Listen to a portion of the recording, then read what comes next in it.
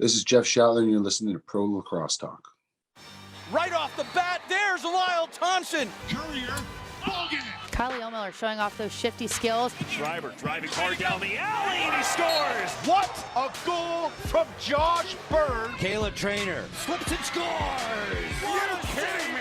By Dylan Ward. Gets topside, Rambo scores! Welcome to Pro Lacrosse Talk, your go-to podcast for interviews with professional players, coaches, and executives, as well as the latest news and analysis from all three professional lacrosse leagues. Now, here are your hosts, Adam Moore and Hutton Jackson. What's up, Pro Lacrosse fans? Welcome to another edition of Pro Lacrosse Talk presented by Fanatics. Reminder to visit prolacrossetalk.com/NLL shop or prolacrossetalk.com/NLL shop-CA for your official NLL team gear. They actually put up the Every Child Matters shirts back up there. So if you missed out the first time, you guys can still get one of those and donate to a good cause. I'm your host, Hutton Jackson, as always, joined by my co-host, Adam Moore. Adam, it's Super Bowl week. Not sure if I'm legally allowed to say that, but do you have any plans for the big game this coming weekend? And nothing too crazy, to be honest with you, since it's two teams that I'm kind of indifferent about. I know as a Ravens fan, you're probably not rooting for the Bengals, but Joe Burrows is a fun guy to root for, and I don't have any qualms with anyone on the Rams either. So I'm just gonna sit back. Hopefully, it's a good game. Watch with some family and have some wings. I'm gonna enjoy the food probably more than the football on Sunday, but looking forward to it. Yeah, definitely. Pull for the Rams for Maddie's sake. You've been married into a Ravens family. I know you don't really have a dog in the fight, but no, I can't bear to see Joe Burrow get a Super Bowl for Lamar Jackson. Sorry, Parker Blake, one of our contributors, who's a big Cincinnati Bengals fan. Now, if Parker was to be happy, that would be the only good thing to come of the Bengals winning the Super Bowl. But I just can't do it. But I have to say, man, like if you were going to rank the teams in your division, that if you had to pick another team in your division to win a Super Bowl, wouldn't it be the Bengals, right? You wouldn't pick the Steelers for sure. You wouldn't pick the Browns. I mean, that just wouldn't happen anyway, so you wouldn't have to worry about it. And and you know what, as a Eagles fan, 2017 was such a magical run. I mean, if you saw Lack's Twitter and Bird's Twitter kind of interact over the last few days, it was the 4-year anniversary of us winning, and then 4-year anniversary of the Super Bowl parade yesterday. So it was such a magical run, and I wouldn't mind seeing Cincinnati kind of feel the same way. I love seeing people happy, Hut. I love seeing people happy, and I think there's more Bengals fans than transplant Rams fans, if I'm being honest with you. So. Yeah, true. But no, make them wait. Matthew Stafford deserves this. Cooper Kupp deserves this. I don't want to see a Bengals Super Bowl. But you are right. If I had to pick of the division winners, and I couldn't select none of the above, I would much rather the Bengals over the other two teams. I really didn't have too many qualms with the Bengals. I mean, they knocked us out of the playoff contention a few times these past few seasons. That was kind of a heartbreaker before Lamar Jackson showed up. But for me, this past season, they've been insufferable. Their fans, I get, Joe Burrow's really turned this team around. I think he's a fun player to watch. I think he's an excellent quarterback. I just think, Bengals, you got your first playoff win in a long time. Be happy with that. Let's let the Rams win a Super Bowl here or whatever. So that's my thoughts on that. We won't go too long. This is a lacrosse podcast, not a football podcast. But we do have some PLL to discuss. It's been great kind of having some PLL news come out. So the PLL released the first half of its schedule. For week 1, they're starting out in Albany this year. So Albany tends to be towards the end of the schedule. This year, they're going to open with Albany on June 4th to 5th. Then they're going to Charlotte for the first time, June 10th to 11th. Then they're going to Long Island, June 17th to 18th. Then they stop in Baltimore, your stomping grounds, June 24th to 25th. Minneapolis for July 1st and 2nd. Then they'll have a bye. And then the All-Star game is actually going to be in Foxborough this year on July 16th. So mostly similar spots of past, but a new spot is Charlotte. They haven't visited Charlotte, and we know that, a lot of lacrosse fans have been clamoring for them to go to Charlotte. So nice to see them go there. Unfortunately, I don't know, with my busy June, if I'm going to be able to make the Long Island or Baltimore weekends that I tend to try to make in the past. So fortunately, going to be a little bit tough for me, but hopefully maybe I can, ship up to Boston and make that All-Star game in July. What are your thoughts generally of these first 6 weeks, Adam? Yeah, it's exciting to see a new venue for the All-Star game. I think all of Lax Twitter rejoiced as a community for Michael Harrison for the Charlotte news. Excited to see that new destination there. And, I'm curious to see what the next half of the season looks like. If they go a little bit more west than Minnesota, I'm excited to see. So looking forward to hitting a bunch of these games up. Obviously, from my perspective, would love to see DC and Philly on that. And I know you'd like to see New Jersey in some capacity. So I'm excited to see what the second half of the schedule looks like. But wherever they're playing, I'm going to be watching and hopefully in attendance at some point. So really looking forward to the season. It just makes me that much more excited to know schedule drops means we're that much closer. No, absolutely. Yeah, I'm hoping DC and Philly will be on there. I be shocked if they weren't. And then a little part of me, it would be nice if they went back to Red Bull Arena. Now, it's more of a dream. I think, they've been there. They went there twice in 2019, so it's definitely a possibility. But I think I'd actually, would rather maybe see them go to some different spots as well. But yeah, definitely Philly, DC need to be staples. We can both agree on that. But now that we have the first half, we still, have some more tour stops revealed. Are there any cities that they haven't been to? We mentioned Charlotte as one. Are there any other cities that they haven't been to that you're hoping that they stop by in coming up in the second half of the schedule? Yeah, we've been talking, I mentioned going out west, but what about a little further south, maybe still on the East Coast, somewhere in Florida? I think that'd be an awesome scene. It's a growing area down there. And I think somewhere in Florida would be an awesome destination. If we're looking at stadium comparisons for MLS, Orlando City has a pretty solid stadium and a couple other places in Florida too. So maybe the Sunshine State wouldn't be a bad place for some lacrosse. Yeah, no, I agree. And obviously there's quite a handful of players from that area down in Florida as well. I kind of want to see them go to Dallas. They had it on the schedule in 2020 before they had to, change their plans. Maybe they play in the Star, the practice facility for the Cowboys. I think that was a great spot that the Rattlers played at previously. And I think the crowds were pretty decent too when the Rattlers played there. So that's one spot, a growing hotbed in Texas. And then Nashville is more just, I think the atmosphere around Nashville, growing sports town. Obviously they love their hockey there. I think that would be a great venue. I've been hoping that the NLL will go to Nashville, hopefully in the near future, but I would love to see the PLL make a stop there as well. If we are talking Western, I think San Diego would be a good spot that they haven't been, been to LA, been to San Jose, heard both good things about the LA and San Jose venue, but why not go, further south in California to sunny San Diego as well. I know the Joe Tsai connections there too. So definitely thinking that's a possibility with that hosting an upcoming World Games as well. So those are a few spots I think could land on the schedule. Obviously, they want to hit some of these. People were a little bit negative about them hitting a lot of the hotbeds areas, but that's kind of how they tend to do this, starting out the season, it seems, and then they kind of, move a little bit farther west as the season progresses. So I think we're going to see some unique spots coming up. I wouldn't take this first 6 reveal as them going back to all the same spots that they have in the past. So definitely think there's going to be a little bit more variety this year as well. But that's it for our PLL discussion. Really no player movement other than, Tyrell Hamer-Jackson got picked up by the Archers. So we talked about Adam last week. Are the Archers going to go in the draft? They're going to trade for a guy. Turns out they found a guy in the player pool. Vancouver Warriors face-off man, plays defense for them as well. And he's actually right now currently sitting only behind Trevor Baptiste and Joe Nardella in terms of face-off percentage in the NLL, right ahead of Jake Withers and TD Erlin. So obviously face-offs in the NLL are a little bit different than the PLL. So, you can't really compare them apples to apples, but I think he's going to be a good option for them at the Stripe. I think, they might add another guy still in the draft, or maybe they ride with him in Gaffney, but I think it's a big pickup and one that, quite frankly, I didn't really expect them to make. And Tyrell Hamer-Jackson's not only a very good face-off man in the NLL, he's also a TikTok star. He's a logger as a full-time job, and he posts all his logging on TikTok. And man, this guy's a beast. He's a grinder at the Stripe. We already knew that, but just going off of what he does for his full-time job, he's going to be a force, I think, at the Stripe.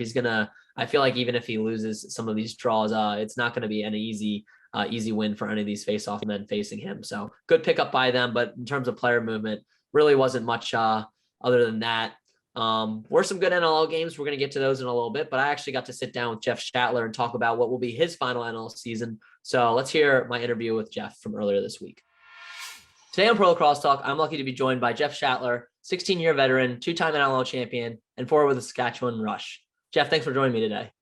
Thanks for having me, buddy. Yeah, of course. No, now we're recording this not too long after a 16-7 win over Panther City, where you recorded 4 goals and 3 assists. Talk about that big win for Saskatchewan and kind of getting you guys back in that win column. Honestly, it was just a great team win. You know, our defense played unbelievable. They shut the door. They pushed the ball. Our offense finally started clicking. Shooter had an amazing game. So, you know, I think it was a boost of confidence for the boys. You know, coaching staff down, something that we needed. But again, we can't just dwell on that. That's over. We have a game coming up on Friday against Vancouver, and, you know, we just got to look ahead, and there's no looking back. No, absolutely. And, you know, you beat Vancouver earlier this season as well. No easy wins, though, in this league, of course. And at the beginning of the season, you announced that this is going to be your final year in the NLL to, you know, cap off what a great career for you've had so far. Talk about your decision to go on one more ride with the Rush this year. Love the boys, love the atmosphere, love the arena, love the fans. You know, I'm starting to fall in love with the province, living here now. So it's it would have been stupid of me for even putting that thought in my head of going somewhere else. I wanted to finish my career here, and I'm glad I did, and I have no regrets on that side of things. But playing here, I'm very grateful that I've only played, in my eyes, only played for 2 teams, Buffalo, Bandit State drafted me, but I only played 1 game, and it was a nothing game at the end of the season, just to rest their guys. So I've never really considered that a team I played for. I played for Calgary for 12, and I've been out here for 4. So very fortunate, you know, to play for only 2 teams and to fit their mold and what they were looking for as a player and as a teammate. So I didn't see myself going anywhere. I know this will be my last year, and I've talked about it many times, and it just comes down to, you know, my kids and having time for them, you know, with their minor sports, and they're getting to that age where, you know, they want to start joining hockey, lacrosse, karate, whatever they want to do, I'll do. Never going to push them into anything. I'll just follow their lead and whatever they want to do. No, absolutely. And you mentioned your time in Calgary. You know, you played 11 seasons there. Who are some of your mentors, you know, when you first got into the league and were growing as a player? Honestly, it was so senior A, I got called up by Troy Corley, and he definitely was one of my mentors for sure. I love that guy. You know, he taught me a lot about the game, and Terry Sanderson. So those are my 2 coaches that I remember early on, and Terry Sanderson's a Hall of Famer, obviously, and just an amazing family all around. They know the game very well. And then I would say, you know, as players, Colin Doyle and Josh Anderson, I played on the left side with them when I was about 18 years old, getting called up to senior A. So that was a pretty big experience, seeing all these guys coming into the room and knowing what these guys have accomplished. And I've seen them play, you know, at the Maple Leaf Gardens and winning championships. So it was a little starstruck for sure, you know, coming off, I was just a junior.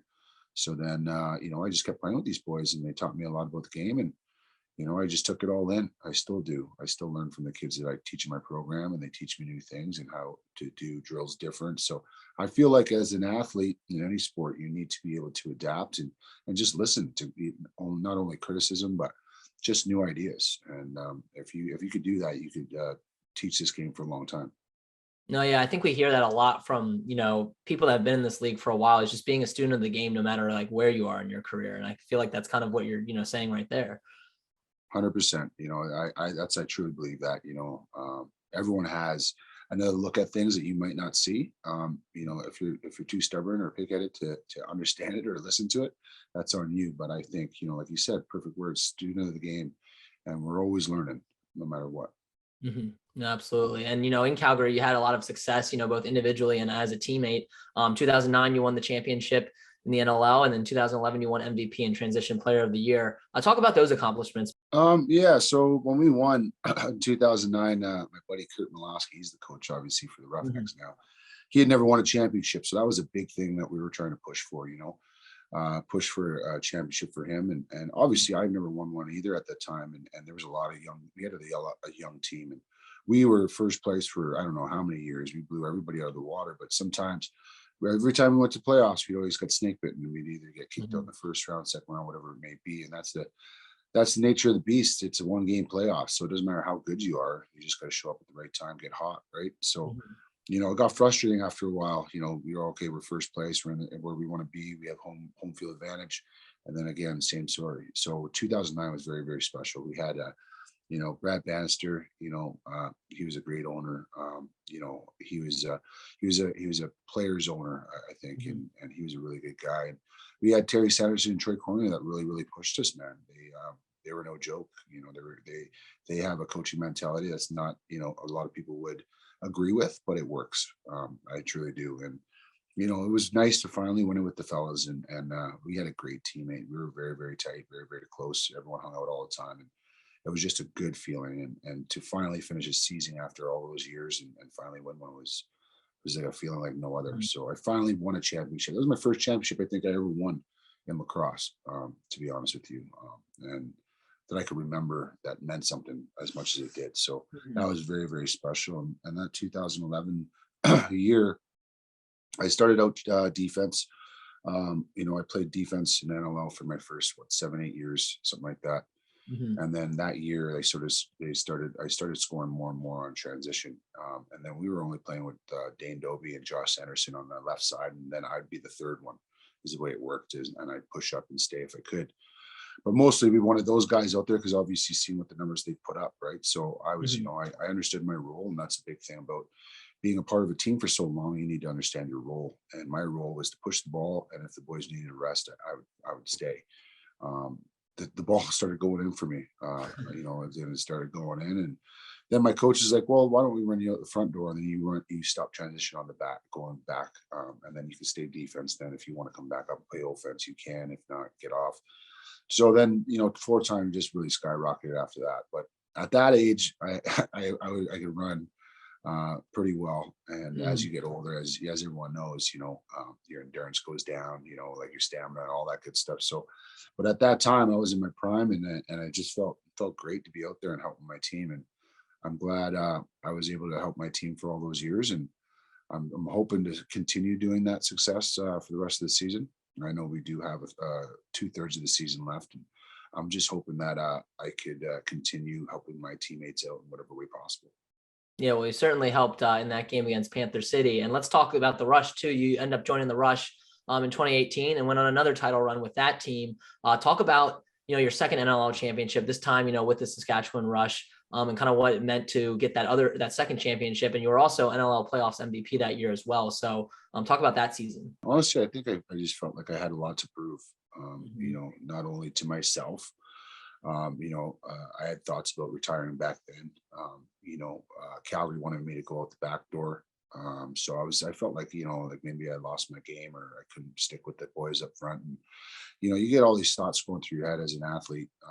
When you get snake bitten, you can't score. Like, there's a lot of thoughts that go through, a lot of doubts and a lot of everything. But I could, my family supported me, especially my wife, Lindsay. She's very good at that to get me back on track, because sometimes I step up, I always do. But at the same time, she pushed me in the right direction and said, you can do this. And Brad Bannister was good buddies with Bruce Urban, and they had a chat, and they said, would Jeff Shattler want to come over to our squad? And I talked to him, and the deal was made that day, and off I went. And these guys, they gave me the ball. They believed in me. They put me on just about everything under the sun, and they just believed in what I could still do, and that was a great feeling. That's why I love these guys so much. I went from doubting myself to being a part of something really, really special. And the way they hold their dressing room is like no other. They're family. There's no animosity. There's no anger. It's just like, boys, we messed up. Let's move on. It's nothing. We don't dwell on the past. We don't yell at each other. There's nothing like that. So I never seen that in the game of lacrosse, because I've been on some teams and some coaches that are, they're pretty hard on you, where our coaches are like, well, there's nothing we could do now. We just got to move on. How can we be better? So that atmosphere really opened my eyes to the game and made me really fall in love with the game again. And I can't thank the Rush enough for that.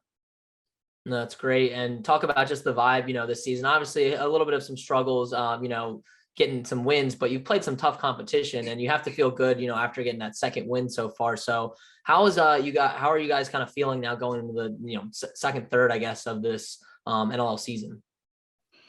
Feeling confident, that last game really gave us a little bit of confidence, which is great. I know we have a long way to go. We have Vancouver, Colorado, Texas. So, we have 4 strong games coming up, and I really believe that we could do some damage out of those 4 games, and we could be right back in the mix. I think we're sitting 3rd in the West right now, which is unbelievable. Only winning 2 games. But, the opportunities are there. We just need to believe in ourselves and believe in each other.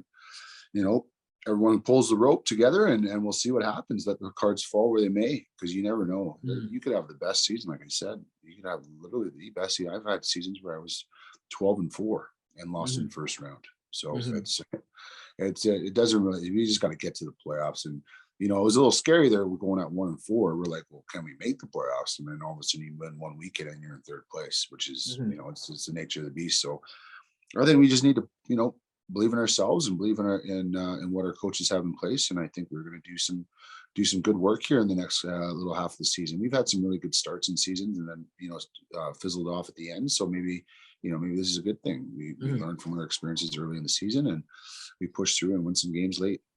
Absolutely. And I want to get your opinion too on, now that the NLL is, so the first round will still be a single game, but they're actually now playoff series for the semifinals as well as the finals, 3-game series. So you mentioned how, it used to be kind of, you could just kind of have a bad game and then you're bounced. What do you think of now the addition of playoff series and, kind of going off of what other sports do? I think NHL playoffs are some of the greatest playoffs, atmosphere, just because there's 7-game series. And obviously we're only having 3-game series, but thoughts on, the new playoff format in the NLL?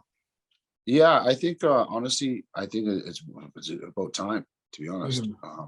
We should have been doing this a long time ago. So I'm glad that they've finally changed it up. I know first round 1 gamer, but that's what you need, semifinals. And I know, like you said, you have 1 bad game and that could be it. 1 bad penalty, a 5-minute major, they score 3 on it, it's over. And that's where, when you put in that much work and that much time away from home and travel and all that, and it comes down to 1 penalty or 1 bad call, or, at least to give you a little bit of a redemption in a game 2, game 3 type of situation. So I think it's about time that they did it, and I'm glad that they have. But, obviously it all comes down to cost and travel and arena time and NHL players. So I understand that there's that part of things, but I'm really, really happy that they've included, a couple more games in playoffs, because I truly believe we needed that as a league. And I think, like you said, atmosphere, man, people are going to be like, holy man, the game 3, do or die. It gives you that oomph instead of being like, okay, 1 gamer, it's over. See you later. See you guys next year. Yeah, the storylines, I think, to come out of series are always great. It's always fun to watch, all right, this team's down, even especially when maybe a favorite loses their first game, rather than talking about how they got upset, and could have been, was it a fluke or not, you talk about, well, how are they going to bounce back? Who really has the momentum in this series? I think it makes for some great storylines for the sport. I agree, buddy. I think it's good. Yeah, absolutely. And in addition to, playing the NLL, you also have, during your career been able to represent the Iroquois Nationals in international play. How special is it to kind of get to play with your fellow Indigenous athletes? It was a lot of fun. When I first had the opportunity, I was actually going to Prague with Canada. I was going to go play with those guys, but then I got a call from Dewey Jacobs, and he said, how would you feel about coming to play for Team Iroquois? And, there was no question in my mind. I said, yeah, no, I'd love to.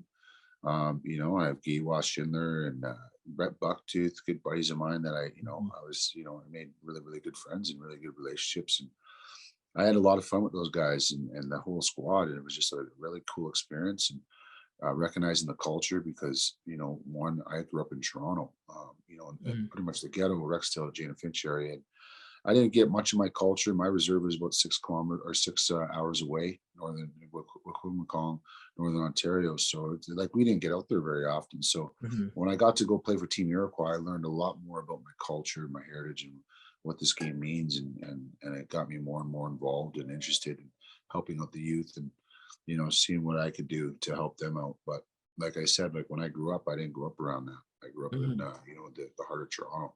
And, I didn't know anybody else that was native in my neighborhood. So, it was really cool that way. And I think they took me in like family. and I had a blast. I enjoyed it. Awesome. And you mentioned, helping the young people. You now are a coach as well, with your Shattler Academy. Talk about what you're doing with that and kind of teaching the next generation of lacrosse players. We got programs all over. So we do, we do a trial lacrosse program through the SLA. We do public and Catholic schools. That's a big one. It's a lot of fun doing that. We also do trial lacrosse programs on reserves. I do it either through the Shattler Lacrosse Academy or the SLA, depending on, the situation. And then I work with Standing Buffalo, a really cool community. I'm on there for another 2 years, and it's been a lot of fun. A really, really big eye opener. These kids, they love the game of lacrosse. They're not a very big community, about 500, but they have 10 kids in each age division. So with the numbers, we need to look at getting more. But at the same time, just the love and the respect they have for the game, and I think it's a really, really cool community to be a part of and to be a part of that movement. It's the only, community in Saskatchewan that has a team in each age group, which is amazing on reserve. So I think that on its own is a huge accomplishment. Russ Matthews started that up, and the people of the community are keeping it going. So we do that, and then there's programs that I do all over with camps, and we have 2 teams that are going to go out of Regina. We have a 16U and a 14U team going out to California, to San Diego. We're going to be looking into going out there. Then we have development programs in Saskatoon and Regina. So like I'm busy is basically what it comes down. It's just a very, very busy time in my life. And that's what comes down to, like, retirement. And I'm just so busy, and sometimes I forget about, I want to do so much with this Shattler Lacrosse Academy, but sometimes I misplace my time, and my time that's free, I play lacrosse, the game I love. So I have to try to figure out, how do I balance that out? And that was my thought behind the retirement, and I think it's the right decision. Obviously my family supported me up until now, and they've sort of said, like, you can continue playing. So it's in the back of my mind, but I know deep down I should call her a day. Well, we're certainly looking forward to the rest of this season and seeing you continue to play in the NLL for this final season. Now let's move on to kind of our 5 and 5. So these are more, fun answers, quick hitters. But, my first one is, I always ask, so what are some pregame superstitions or routines you have? And for some of the veterans, I like to ask, how have they kind of changed over the years? For me, I always eat at the same restaurant. That's a big one for me. I always click the door on both sides and the top.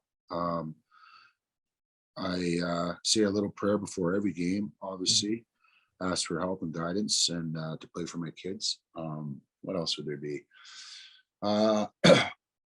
At halftime, and it was a thing that me and Dane Noby used to do. We just go in the hallway and just hang out and just forget about the game. That was the big thing, and regroup for the second half. So those are my superstitions. I'm sure there's a lot more. I have a ton of them, but I just don't really remember. Those are like my main ones. Gotcha. But yeah, I would say something like that. No, it's interesting too, the halftime, because again, I tend to ask people about pregame stuff, but it is just as important to to kind of refocus during halftime too. So I like that. No, Number 2, what has been your favorite venue to play lacrosse at? And that can be throughout your entire career at any time. So it doesn't have to just be NLL. It can be international play, senior A, junior A, anything like that. I would say Madison Square Gardens. I got to play out in New York City. That was unbelievable. It wasn't the fan atmosphere. It was just the arena and the people that have been in and out of there. Madonna, Michael Jackson. I was blown away. The posters that were on there. So I got the opportunity to do that. And then the other one would be Pepsi Center. Pepsi Center is always a great time, man. I love playing in Colorado. Back in the day, they used to throw pennies at you. I remember that. That was nuts. So wow. we used to do that. And yeah, and then I obviously Saskatchewan, man. Saskatchewan's atmosphere. Obviously, the numbers have come down drastically just with the COVID thing. But February 28th, we are lifting all restrictions. So I'm hoping that Rush Nation comes back and they're ready to rock, and we're able to play some good games. Absolutely. One of the best atmospheres in National Lacrosse League. And so for number 3, I like to ask is, what is your current stick setup in terms of head shaft and stringing? And in your particular case, there's a lot of, significance to your dyed rainbow head. So talk a little bit about that significance as well. My little man, Nathan Noel, he got diagnosed with autism about a year ago. So I, you know, you don't really think about stuff like that until it hits close to home, right? So, you know, it was something that I wanted to do. Like, what could I do to help out? You know, not only my sister but my nephew. And that was my thought. You know, I got a stick, and it turned out to be like the autism colors, and I was like, what a great idea to, you know, dedicate it towards him and try to, you know, maybe just create awareness and maybe, you know, raise a little bit of funds for his schooling or anything I could do to help out to get him and make his life easier is basically what I wanted to do. So I thought that was a really cool way of doing it. And I thought that, you know, this is my opportunity to maybe, you know, do something to help him out. So as for the stick itself, it's like a mid to low. You know, I at first I didn't really like the warps. It took me a while, took me a couple of years to figure it out. But when I was sponsored by the Warrior, that was one of the things that they wanted us to do. They wanted us to use the Warrior or the warp heads to just get it out there, right? So that's when I started to use it, and you know, and it took me a little while to figure out, you know, because they're very, very temperamental. I guess you need to find the right one for you, and I finally did. And this stick is unbelievable for me. Gotten better and better, and with the stick in my hands almost every day with teaching and playing, and you know, you only get better and better with it. So you know, it's a great head, and that's the one I use. And little bit of a storyline behind it, and if anybody wanted to ever, you know, donate or towards the cause, and you just go to shattlerlacrosseacademy.com and click the link, and any donations, they just go to his schooling and learning.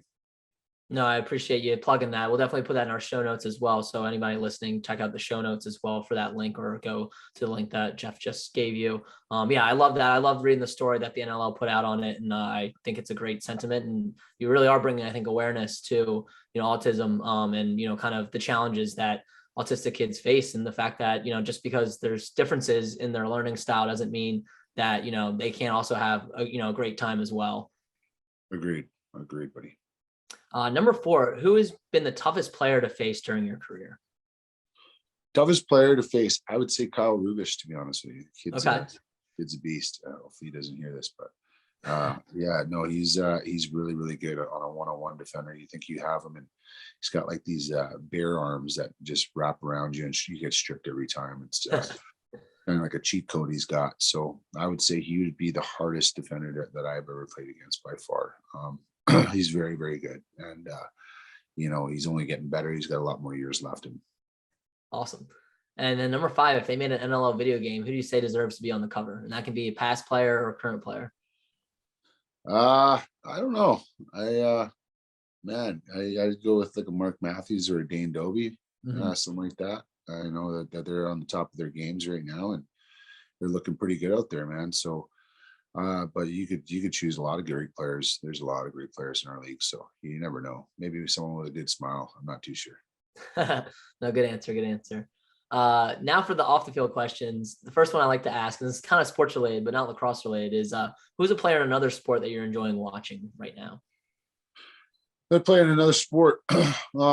Is this past, present, or future? Actually, it can be past, present, or, you know, current. Like it can be former players. I would say, honestly, man, one of the guys, and 2 of them, honestly, and I like watching basketball, is Michael Jordan and Kobe Bryant. Man, those guys were just nasty. I watch, you know, a lot of documentaries on those guys, and The Last Stand is one of my favorites. Like, you know, it's it's just crazy. Yeah, it's I think those guys are incredible what they did, and it was very inspirational for sure. Yeah, no, that was an awesome documentary, and I'm sure there's going to be quite a few probably Kobe ones eventually coming out. I was more of a Michael Jordan fan when I was really younger. Then I really kind of learned to appreciate Kobe and like his longevity, I think, as the years went on. Number 2, what are some hobbies or activities you enjoy doing when you're not on the floor? I love to snowboard. Snowboarding is a big thing, but I haven't been able to do it as much because obviously, one, I live in Regina now. I don't live about an hour from Banff. You know, and then I don't really have time to do it. And plus I don't want to get hurt. That's another big thing, you know, like snowboarding is no joke. If you hit one rut, you're gone. So that's one thing. Definitely. I love playing golf with going out there in the summertime and playing around. those are my two big things. And bowling is a big one. 10-pin, none of that 5-pin stuff. Yeah, 10-pin for sure. Yeah, 10-pin for sure. So I plan on joining a bowling league this year. Pretty pumped about it. Get some unis and go see if we can do some damage out there. Yeah, for sure. You're going to have to find some more competitive outlets after retirement. I know you're going to be still around the game, but that should be probably cool to look forward to the bowling league and then hopefully some snowboarding, right? Once you retire. Yeah. Oh, 100%. Yeah, that's the plan. Next question, number 3. What is your favorite spot to vacation? Favorite spot to vacation? Cancun, Mexico. I would have to say. We got married up there, and me and my wife used to go there twice a year before this mess happened with COVID. So we're hoping to get back out there soon. But yeah, Cancun is one of our favorite places to go for sure. Number 4, what is your favorite meal, and do you prefer to dine out or cook at home? Favorite meal? Well, I love lobster, man. When it comes down to it, I'm a big seafood guy. My dad's side of the family, he's a coaster. So I grew up around lobster, crab, mussels, stuff like that. And, which is crazy. They used to call it the poor man's food. And now it's, it's like $30 a pound. Yeah, I would have to say lobster with some rice. And that's all I need really. And maybe some bread with some butter dipping sauce. And oh, buddy, that's my go-to right there. Oh yeah, that sounds great. I used to, my family friends, they had a lobster business in Virginia, and they would get them down from Maine. So I worked for them and I would sell lobster and they would make some great lobster rolls or whatever. I used to boast too, because, they were actually Maine lobsters, whereas a lot of stuff, are sitting in the tank for a long while. They would get them shipped down and sell them within 4 or 5 days. So they were as fresh as you could get, I guess, in Virginia. Oh, for sure. 100%. Yeah. And then number 5, what's a book, TV show, or podcast that you're currently binging and would recommend? Oh, I'm watching it right now. What's his name? Let me just take a double check. I got to say it properly. Boba Fett. Oh yeah. Oh, dude, it's great show.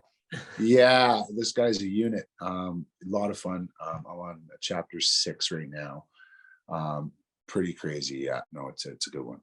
Yeah, no, I need to watch the latest one. The show I think got off to a little of a slow start, not as good as Mandalorian at first, but now it's really starting to pick up. And obviously, spoiler alert for anyone that's hasn't watched it yet, but with Mandalorian back in the fold, I think it's getting a little bit more interesting. Yes, I agree. I just got there. There. Yeah. So awesome. But that wraps up my 5 and 5. Like to end on one final question, and that's, what is some advice you have for a young player looking to one day play lacrosse professionally? Honestly, I would say just believe in yourself. I know I get a bunch of messages on Instagram and what should I prepare myself for? What should I do? Honestly, no one's ever gonna do it for you. Don't think that someone's just gonna hand it to you. And like I tell all the students that I teach, just because you put 2 hours in on the floor and take the next 3 days off doesn't mean anything. So you need to continue on with whatever craft you're doing, whether it's hockey, lacrosse, baseball, and you need to put the time and effort into it, because if you're not doing it, someone else is. You get what you put in, and you can't be disappointed if you don't make a team and you never did anything off floor or off ice.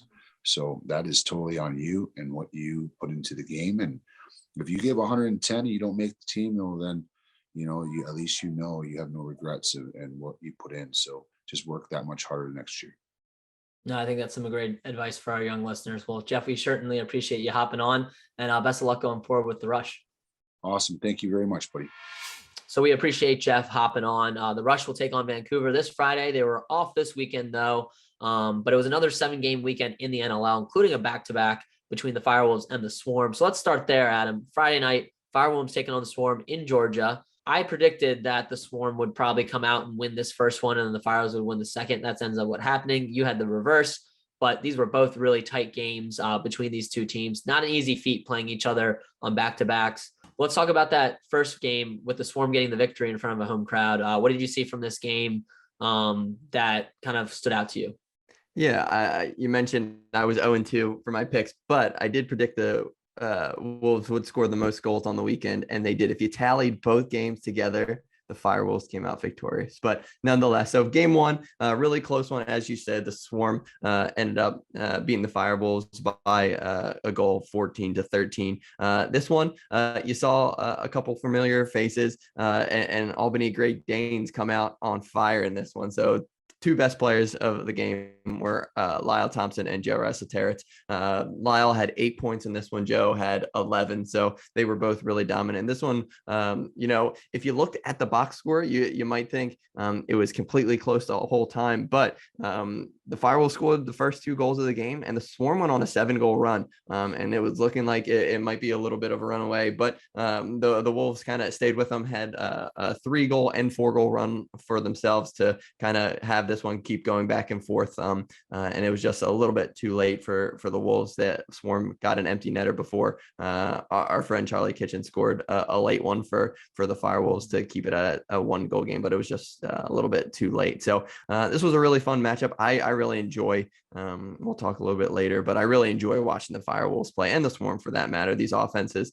are super potent, and with guys like Lyle and Joe and Charlie, definitely an awesome matchup for sure. So, and I was really curious, as my matchup of the week was game 2 of the weekend for this one. But yeah, definitely a really fun one to watch with the Swarm coming out victorious in Georgia. But yeah, definitely a fun one. And I'm looking forward to watching these teams compete because they're pretty close in the standings, neck and neck after this week. Yeah, no, and you mentioned 2 Albany Great Danes in the second matchup. They went up to Albany, and both players played pretty well in that one as well. Joseph Restateris, had 11 points in that first game, finished with a measly 8 points for him in that second game, so not too shabby again. And along with Riley O'Connor and Ryan Benesh, who had 7 points, they contributed to the 13-11 Firewolves win in that second game. Again, we can't speak enough about how big Benesh has been for this team. That acquisition has proven to have paid dividends. And pair that with Doug Jamieson, who's only allowed an average of 8.6 goals since that Nighthawks blowout. And we get a rematch this weekend between those teams. And the Firewolves team is, again, they're looking to be, right up there with some of the best of this league. I don't know if I'd put them right there with the Bandits just yet, but definitely with Halifax and Toronto, I think. And, the Swarm, they're in a good spot still. They're just haven't been able to close out these games. I think they're inexperienced, on defense, with the young players that they do have is, hurting them a little bit down the stretch. But, I still think they're playing much better than the start of the season. So they've always been hanging tight in these games, and they're not out of it yet. But do you think the Firewolves and Swarm could both make the playoffs? Obviously 4 of the top East teams will make it, and then 3 of the West with a wild card going to the best record, in either the East or the West after those 7 teams. So I don't know. Do you think the Swarm could be that wild card team? Do you think they could even sneak into that top 4 in the East? What are your kind of thoughts on both the Firewolves and the Swarm's playoffs chances right now? Yeah, I really like the Firewolves chances in particular. I just think they're kind of really meshing, as a couple of our former guests have said in the last few weeks. And I think their arrow is pointing up, and same could be said for the Swarm. But, they are 2 games under 500. I know it's early in the season still, but every game kind of counts when you're under 500. So they have a couple games in hand comparative to some of the squads below them in the standings. So it'll be interesting to see what happens going forward. I think there's certainly a chance they're in that kind of middle tier of the East at the moment. But if I had to water gun to my head right now, I'd probably say they won't make it just based off of how strong the East and competitive the East is. But there's certainly a chance that the Swarm could make a little run with the talent they have. Yeah, I kind of tend to agree. I think the tough thing is you got Bandits, Thunderbirds, Rock, and Wings, all up there with the Firewolves. So that's, 5 teams essentially competing for 4 spots to make it to the East. And then the odds are that the odd team out, is going to get that wild card. And I just don't know if the Swarm can continue to be in that conversation, and the Wings now drop a game to the Rock. And so they're sitting at 5th, but I still think, despite these 2 teams having really close matchups, I'd put the Wings ahead of the Swarm right now where we're at. So yeah, it's going to be tough for the Swarm, but I don't think it's impossible. And I know that's not what you're saying either. I think there's definitely a chance, but I tend to agree with you.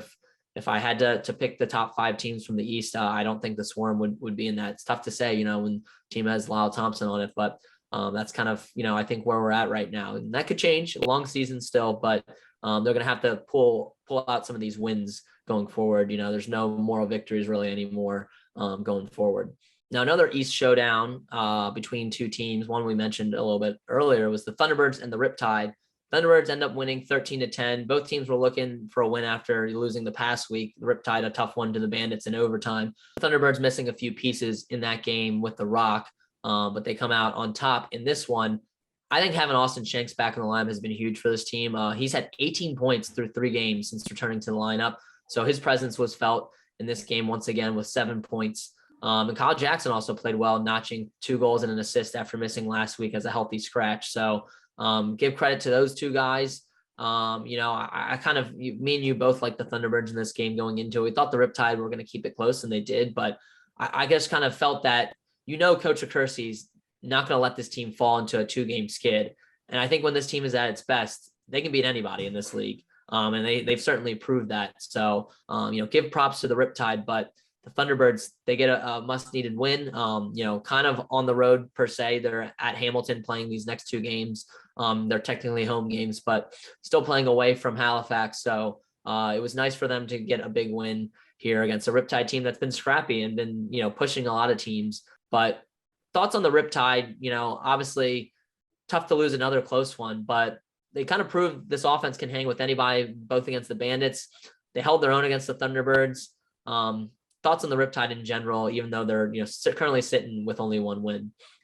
Yeah, just based off of watching a large swath of their games, I don't think they're with the worst team in the league, and they're super competitive. And Steve Orleman, he's been absolutely phenomenal for them in cage. He had another 48 saves in this one for the face masked headshot goalie for another week. So he's been playing really, really well for them, and it's a big pick me up to keep them in these close games. And when you have Jeff Teague and Callum Crawford on your roster, you're probably going to be in it to the end. So I think they're a little bit better than their record shows at this point in the season, and it's going to be tough from a playoff perspective for them to bounce back at this point with this many losses and less wins at this point in the season. But they're growing and building something there on the island, and it's exciting to see.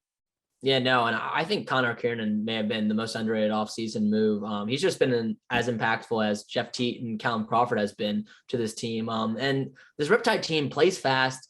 The offense can hang with anybody, and you never feel like they're out of it.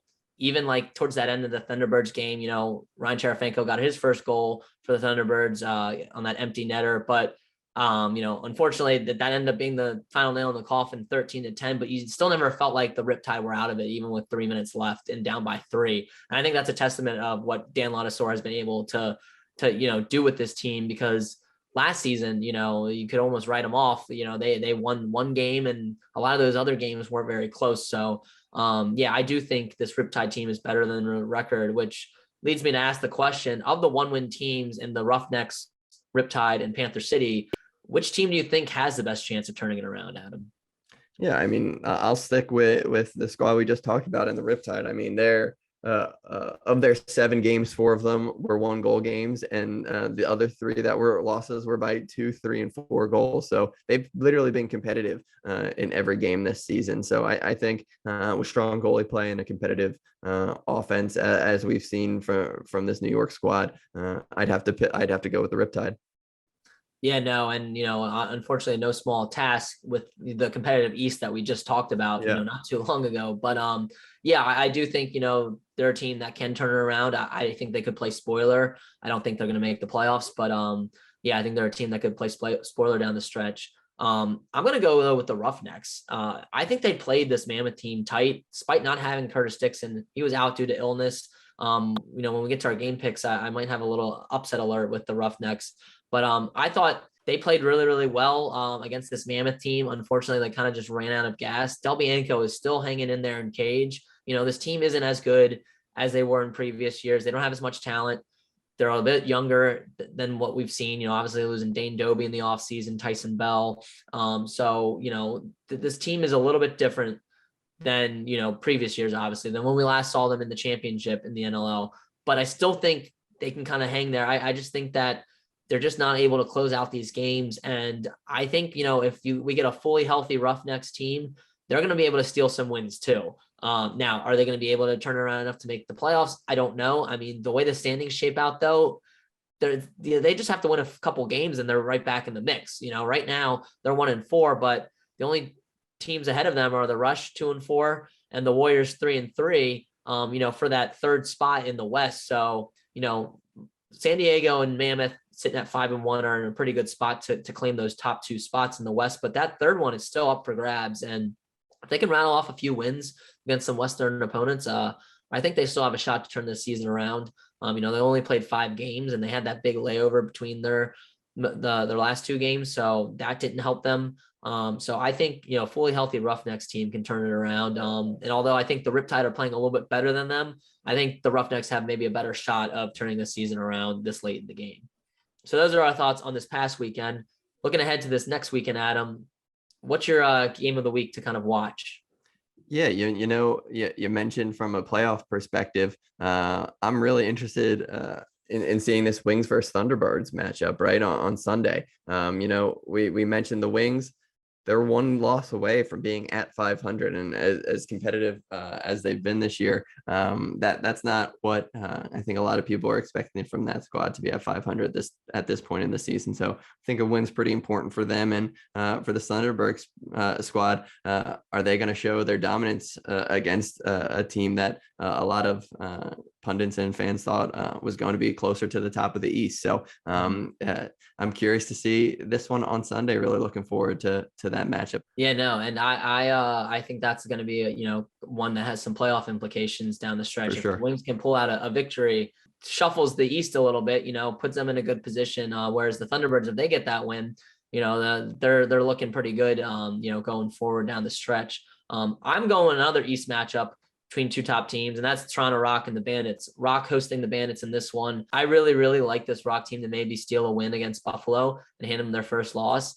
I think Buffalo's looked great, this whole season, even, against the Riptide, despite, letting up 17 goals, the offense was able to get it done, putting up 18. But last time these 2 teams played, it got chippy. It's always a tough matchup. Rock weren't fully healthy where the Bandits had a lot of their guys. So I really like this Rock team to give them a good game. So that's my matchup to kind of look for this weekend. That will lead me to my game picks. I'm going Roughnecks to start. Rush, Rock, Riptide. So a lot of R's there, 4 R's. Firewolves, Seals, and Thunderbirds in my picks. Where are you going, Adam?